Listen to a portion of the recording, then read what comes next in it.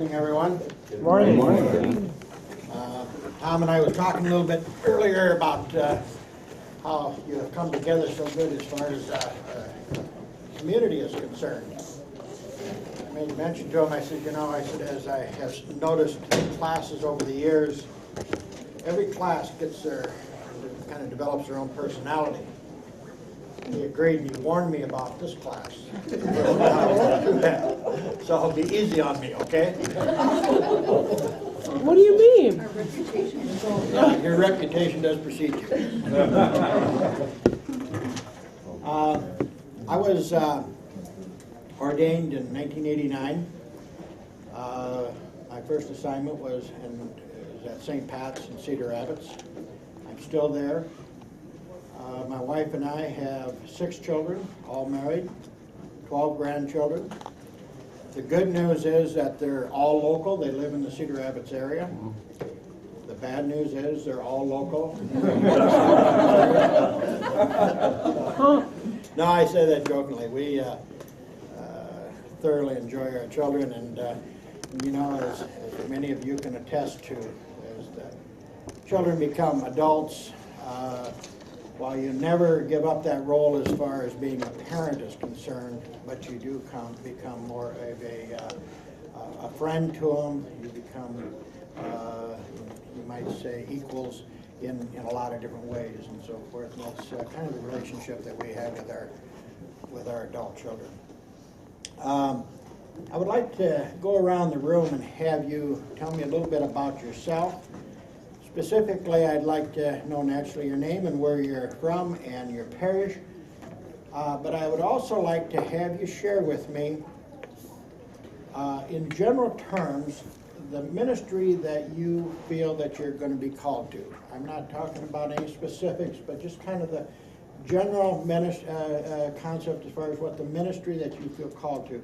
Realizing, of course, that, you're a year and a half, 2 years away from ordination. That may change now. This is not a matter of making a question. Just, it helps me get a little bit of idea where you're all from. So, Jack, you want to start? Well, I can start out. I was a classmate of Dan's way back a few years ago. And we're at St. Joe's in Farley, and we have 4 kids, and 3 boys and a girl, and 2 of them are around Dubuque, and then one's Chicago, one's in Portland, Oregon. So the idea of, we only see the one out in Portland, Oregon about once a year. So we get 3 grandkids out there, and our youngest, their youngest kid, our grandson that's 5 years old, is autistic. So I kind of wish I could spend more time out there with him and things in that order. But I'm going to get 2, our oldest one has 2 little kids at home here in Dubuque, and 3 and about 1. And they made the mistake. They named him John, and he is a John, and he has more energy than he's on the go all the time. But I still teach at Waller, and Sharon still works at the Dubuque Bank and Trust. As for ministry, we always kind of thought we'd be like nursing homes and hospitals and things in that order. And if I ever get the guitar playing and the banjo playing down, that's what I thought maybe we would do a little music and have Sharon sing, and I can.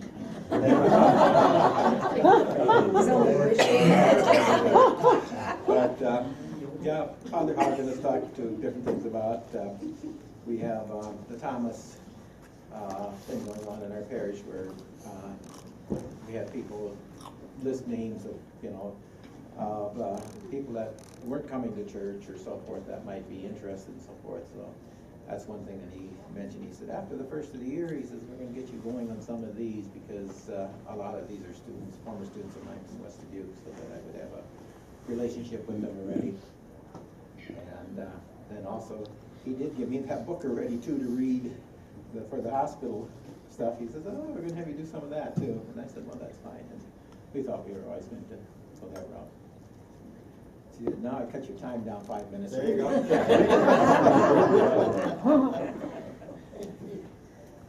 Ken Bauer, my wife Rosemary. We're from St. Joseph Parish in Marion. I'm an engineer at Rockwell. I have haven't thought a lot about the future ministry. I have been involved the last couple of months with the jail and prison ministry with a circle of support, so been trying that out.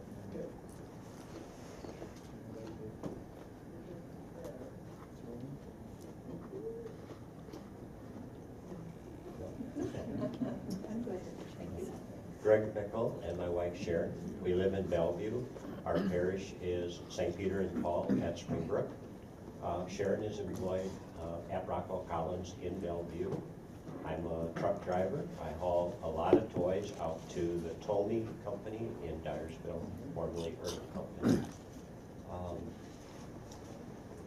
We didn't have children of our own, but over the years, we had hosted 5 different girls, all from Germany. They stayed with us for the school year, their senior year here. So we have a lot of contacts that we're still in touch with all of them through Skype and wonders of technology that we have today. Sharon is involved with teaching CCD. This is her 2nd year with first graders, and she enjoys, really enjoys meeting with the little ones. And we are also sponsor couples for those preparing for marriage, and we really enjoy meeting with those preparing for marriage. I see, kind of in a sense, ministry to maybe just working with our younger people, high school students and so forth. I'm open at this point. There's so many things with hospice and stuff that maybe not that familiar with, but doors are continuing to open and ideas that maybe never even considered. So I'm open to whatever God calls me to. Thank you. Thank you. Laura and Carolyn Weber. We're from Bellevue. The church is St. Joseph's. Anyway, we have 4 children. We are married before, 20 to be married next August. We have 6 grandchildren. I'm self-employed in concrete construction. Carolyn works at Rockwell Collins of Bellevue. We own a farm, but we just paid for farm. So we got some real estate that way to run around on. I guess my ministry, I'm really looking forward to is what's coming up this next semester is feeling of going out and being in nursing homes, hospitals. I grew up with my parents having a large family, but they had a large background too, and in their life, they always seemed to take us along to go to nursing homes years ago, or their shut-in relatives at that time. So I think that installed in me the possibility that maybe that's what I wanted to do too, because those role models that have parts of. And quite a few Christmases, quite a few years, I've been going out at Christmas time, before Christmas, and seeing a lot of my relatives that are aunts and uncles of mine that for Christmas taking them poinsettias, being able to sit with them and visiting with them. So it's very rewarding. Like I say, I'm really looking forward to this next semester with the units. Hopefully that'll be my ministry to go to nursing homes. Great. Aidan Karen Martin, we're from Cedar Rapids at All Saints. And we've got one daughter, Amanda, who's 25. Fortunately, she lives just 4 houses away from us, and unfortunately, she lives 4 houses away. So she works in the emergency room. She's a paramedic, and Joyce is a technician in the emergency room at Mercy. And I would say that the ministry that we're kind of being called to, I think, both is the elderly and also the dying. Is what? The elderly and the dying. Good. Okay. Mark and Melissa Bortle, we're from Kansas City Parish in the far southwest corner of the Diocese. We have 2 girls. Oldest lives and works in Door County, Wisconsin. The youngest is a sophomore at Iowa State. We've both been involved with the Stevens Ministry in our parish, and I think that has been a witness last fall, I believe, on that. We've also been involved in the Focus Couple for those that are engaged in preparing for marriage. Those might be ministries, or possibly working with the youth of our parish. Okay, good. I'm John Coughlin, so I'm married. We're from Cedar Rapids at the Immaculate Conception Parish. I'm an engineer at Rockwell Collins. I've heard that echo somewhere in the room here before. Ministry-wise, I've been working with being a men's group for like 8.5 years. I see kind of being involved in men's ministry, and I'm looking forward to getting into the hospital type thing and working with that. My wife Mary has a number of ministries of her own. She's a certified spiritual director and retreat leader from Creighton certification. I can see myself being involved in some of the retreats and that type of things too that she gives. Say more? We've done a lot with marriage enrichment. Good. So, travel a little bit and given some retreats for married couples. We'll see how it goes. Norman and Brenda Schmidt from Rudd, Iowa, up in the hinterlands of northwest of here. Go to church at Rockford Holy Name. I farm. Brenda's in family's financial specialist for Iowa State Extension.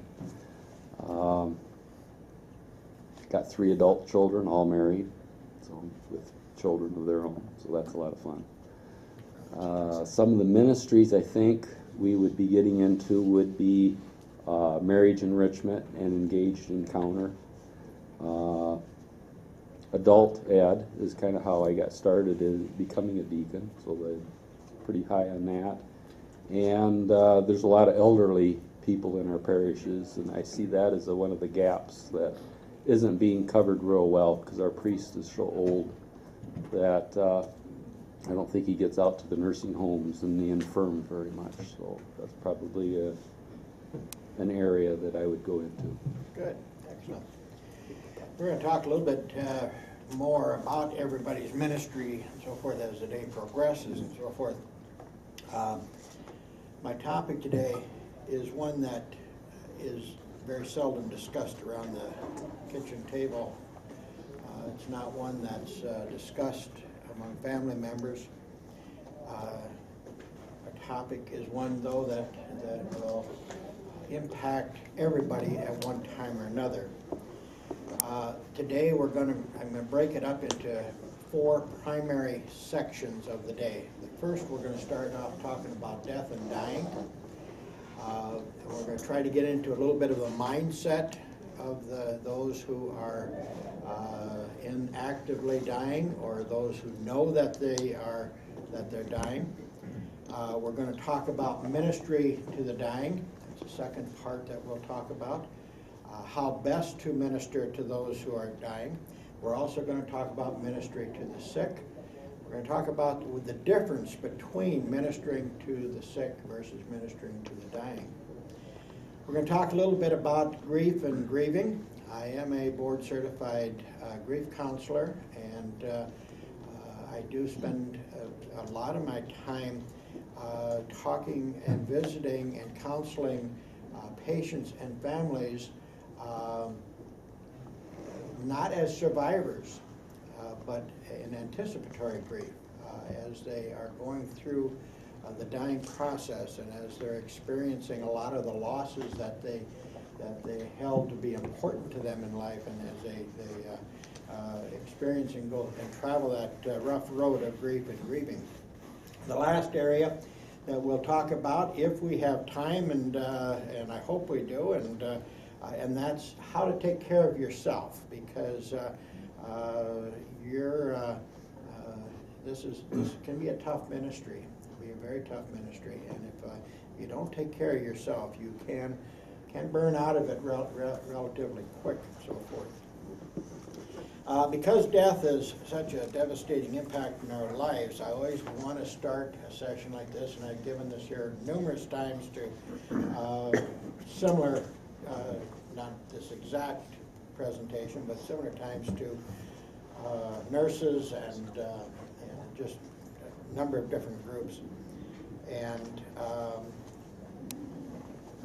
I know that everybody here has had, fairly certain anyway, that everybody here has had some contact with death and dying. You've had at some point that you have lost someone that's important to you. and you know the experiences of what it's, the impact that it has in your life. What I don't know, however, is where you are all at today as I make this presentation. There may be someone in this room today that has lost someone relatively recent, and those wounds may be very close to the surface yet. And we may be talking about some things today that's going to reopen that wound. So if you're in that situation, and if it does cause some tears, know that that's okay. Okay? You're among friends. If you do need to excuse yourself because you want to recompose yourself and so forth, please do so. And when you know, after you had an opportunity to kind of gather your thoughts and feelings, please join us. One thing I would like to say about that, if someone does have to leave the room for whatever reason, is that I would invite everybody else, just please remain seated. The person is leaving the room because they want some private time. They don't want everybody else, otherwise they'd stay here, okay? So they'll be fine. If the spouse wants to join, that's a different story, okay? But they'll be fine and what have you. The other thing I don't know is if there's anybody in this room who has recently been diagnosed with a life-threatening or life-limiting illness. That can also open the same wounds and so forth. So if that's the case, please know that it's not my intention, but I think that we need to really get into it pretty deep in order for you to really understand and equip you with what you need to face some of the situations that you're going to be facing and so forth. All right, let's start off this morning by kind of getting into the world and try to understand the world of death and dying. Let me ask the question of anybody here. How many people here really feel, by show of hands, how many of you really feel that you'll be here yet 5 years from now? Most all of us feel that way. A 95-year-old will feel that way unless they are in really declining health. And I can give this here similar talks to groups of 300 people, as I've done before, and everybody will raise their hand. Not too long ago, I was visiting a gentleman in the hospital who was really declining. I mean, this guy had multiple issues. He had diabetes that was absolutely out of control. He had his one leg amputated because of that. He was on dialysis, and the dialysis was not treating him very well at all. He was sitting on the edge of his bed, and he was kind of dangling the stump of his leg from being amputated. And he looked at me and he says, "Dan, I gotta tell you," and this guy's 73, 74 years old. He says, "Dan," he said, "I gotta tell you, the thought of living like this for the next 20 to 25 years, he said, I'm not sure I can take this." 20 to 25 years is what he had fixed in his mind as far. So it's not unusual, and it's quite normal for us to look at that we all have at least another 5 years. Why? Because 5 years is an eternity to everybody. 25 years ago when I was first ordained, I was assigned as a chaplain to the Lynn County Jail. And one of the things that we were taught right from the very beginning is that anybody that's given a sentence of 5 years or longer, that to them is a lifetime and so forth. They can't comprehend beyond that 5 years. That's just our human nature. Let me ask another question here. How many of you think you're better than the person that's sitting next to you? You're all not being honest with me. You will always, our human nature tells us that other people die. We don't. We pick up the newspaper every day and we will look at the obituaries. And unless there's somebody in there that we know very personally, we take it for granted, don't we? we all kind of look at that and we kind of look at around the room and think, yeah, somebody else could, it's not, you know, unheard of that somebody in this room won't be with us a year from now. But it won't be me. I'm not going to be a part of that. I'm going to be here 5 years from now. So death is something that we all are well aware of. We all know that it's going to happen. The mortality rate of every generation is 100%, regardless of the medical advancements and so forth. But yet, none of us feel that it's going to amount, that it's going to involve us. I work at Mercy Hospital, as Tom said. I work out of the chaplain's office, but my job or the work I do is that as a thanatologist and also as a grief counselor. And in those two areas, I'm a member of the palliative care team, and I also have responsibilities to provide the spiritual and emotional support to our folks who are in our intensive care unit at Mercy, as well as the cancer center at Mercy. And I especially am called in to work with those 2 times. Number one, when they're first told that they have a life-limiting or life-threatening illness, and the second time is when the doctors say, sorry, but you know what, there's nothing more we can do for you. And they kind of say, you know, we need to now start focusing on your comfort. We need to start focusing on, you know, realization that your life may be measured, term of your life may be measured in maybe terms of days or weeks at the most, maybe months and so forth. Whenever I meet a cancer patient, I try to begin by telling them that although I work with cancer patients every day, yet I have never been told by a doctor that I have cancer. And because of that, I'm not going to try to pretend that I know what they're going through, because I don't. I don't have a clue what they're going through. I know what they tell me, but I know it here. I don't know it here. And boy, there is a big difference between those 2 areas and so forth. Regardless of the reason of their terminal illness or what they're diagnosed, for us to even pretend that we know what they're going through and we know what their experiences are would really be an insult to them. I just shudder whenever I hear someone say, and people, you know, say it with so well-meaning and well-intentions, but I know what you're going through, or I can understand why you're saying what you're saying, or you know, folks, you don't have a clue. None of us do. We absolutely do not have a clue what someone who is dying, what they're going through. You know what? Even if you have a family member that is suffering with the same illness, and you're traveling that journey with them on a very close and intimate basis, you still don't understand what they're going through, and so forth. Even if you had the same illness yourself, you still don't understand, because that's such an intimate, that's such a personal, that's such an emotional point that we can never understand. Put it this way: have you a lot of gray hair in this room, so I'm assuming that there's numerous people here who have lost parents.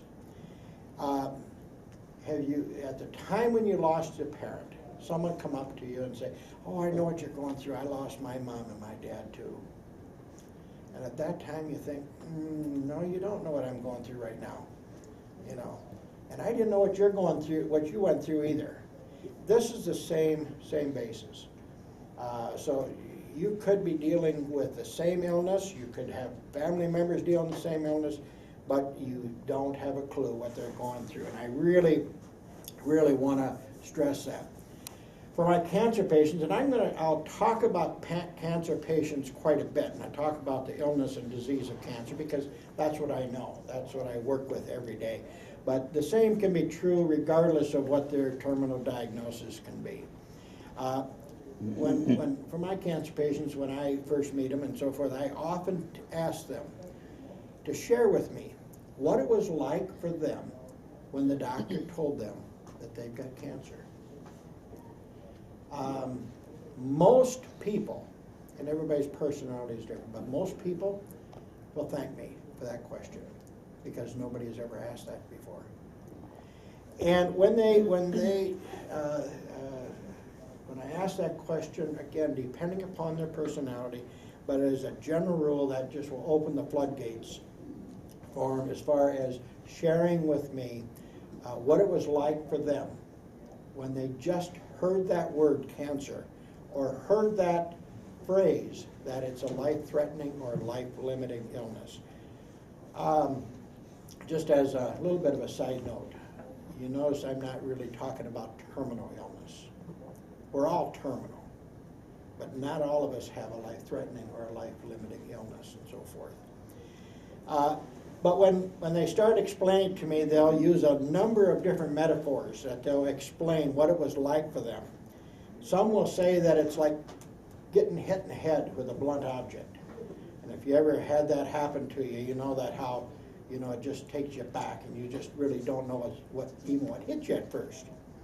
Some will say that it will it's just stopped me in my tracks. And others will say that it's like hitting the brick wall. You know, whatever metaphor that they use, the bottom line is at the point when they hear that word, terminal, hear that word that they are dealing with a life-limiting, life-threatening illness, hear that word that they have cancer. Bottom line, their world stops. Right then, right there, their world stops. Patients say that it's almost impossible for them to wrap their mind around the fact that they have just been told that they have that type of an illness. We all feel that it happens to other people. It doesn't happen to us.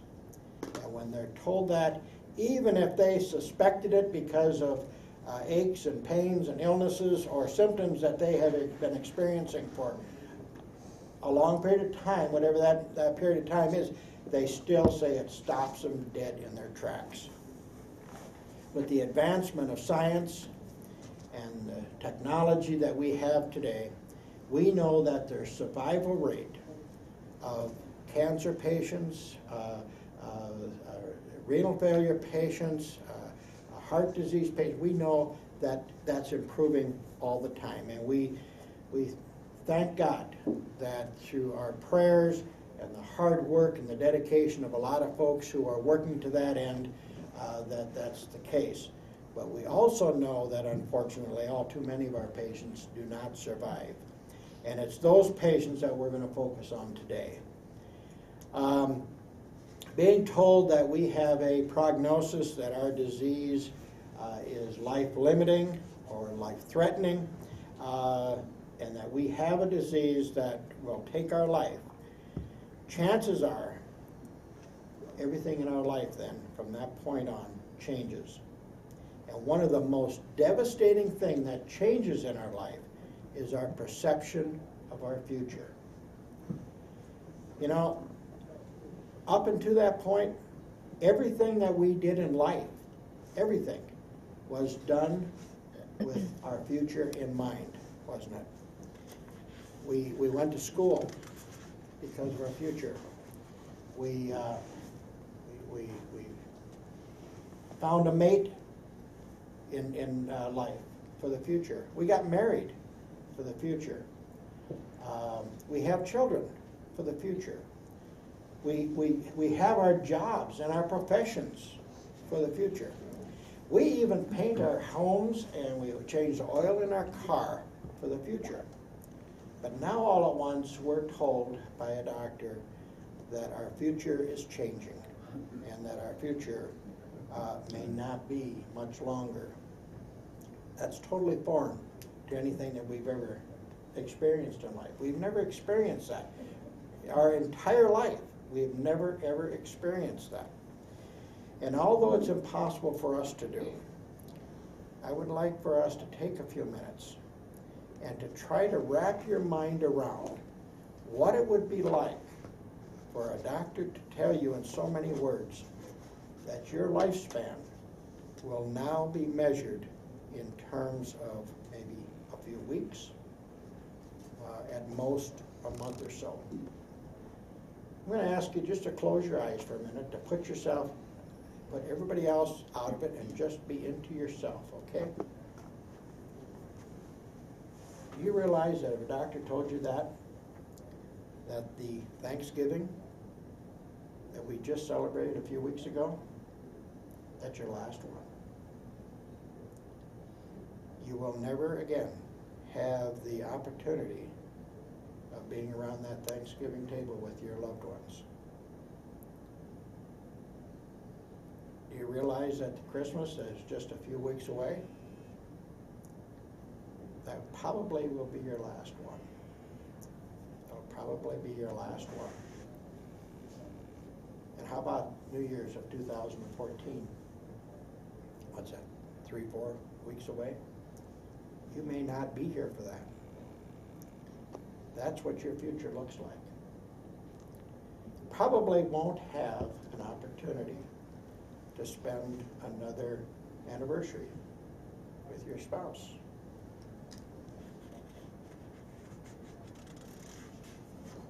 Even that, it's impossible for us to truly wrap our mind around it. It means that for you, that your earthly life, the only world that you know, the only existence that your human mind can wrap and comprehend, it means that for you, that life will soon come to an end. So for you, all of your future in this world will be measured only in terms of a few weeks, or at best, a few months. If you haven't already done so, I can just invite you to open your eyes now. Folks, that's really some pretty heavy stuff to deal with. That's some pretty heavy stuff to have a person who is not dealing with it come in as a stranger and say, yeah, I know what you're going through. Don't have a clue. Don't have a clue. Regardless of the strength of our faith, regardless of the depth of our spirituality, coming to this awareness makes us impossible to wrap our minds around. So I can only imagine that it's exactly what patients tell me. It's like hitting a brick wall. It's like getting hit in the head with a blunt object. You know, although each of us has the potential of dying at any moment, we all know that. However, the diagnosis and the prognosis of being terminally ill abruptly confronts us with a crisis. And that crisis is the knowledge that our death will be a certainty. While the exact time still may be unknown, still we do have a general estimate of how much time we've been told about how much time we'll have. Now, this causes us to enter a new phase in our life. As I said, it's a phase that's totally uncharted for us. We've never been there before. It's a journey that we are totally unprepared for. It's a journey that we were not expecting. And it's a journey that we didn't ask for, but has been thrust upon us. In this period of time, this journey, this time between the time that we are told that we have a illness that's going to take our life until the time that we actually pass from this life into the next, is termed by the medical professionals as the living-dying interval. That living-dying interval. In 1952, my maternal grandfather was diagnosed with leukemia. His funeral, the funeral, not his death, his funeral was 10 days later after he was diagnosed.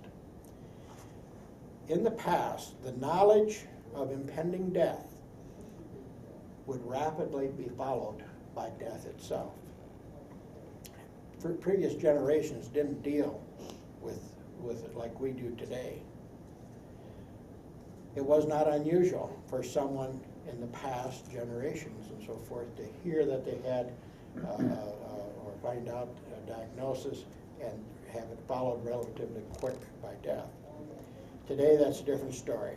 The lengthening of this time of a patient, but in that living, dying interval, can now run months, sometimes even years, that they know that they're living with a terminal, with a life-threatening, a life-limiting illness.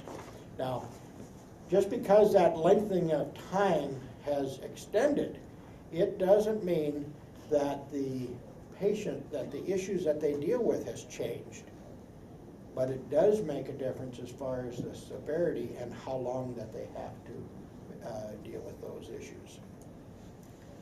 But the fact that the intensity of this experience with this illness that they're facing, this life-limiting, this life-threatening illness, this living, dying interval, that also increases the need for us who are ministering to the people.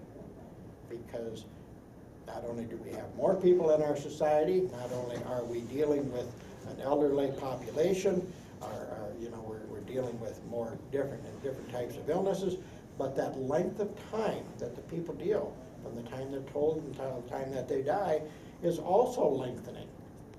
So that's why all the more need for people, for us to minister to the people.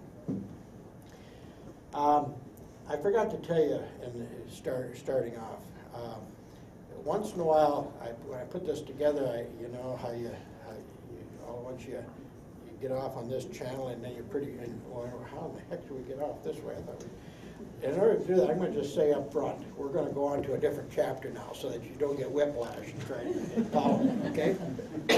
But what I'd like to do before we get off on that new chapter is I'd like to have you spend just a few minutes with your table there and just kind of talking a little bit about this living, dying interval and your perception of that on how you have, maybe haven't really thought about it a little, but how you interpret that, and so forth, and how you have noticed that that's being the case, and also talk about the whole mentality or the mindset of the dying as we had just talked about. So spend 5 minutes at your tables doing that.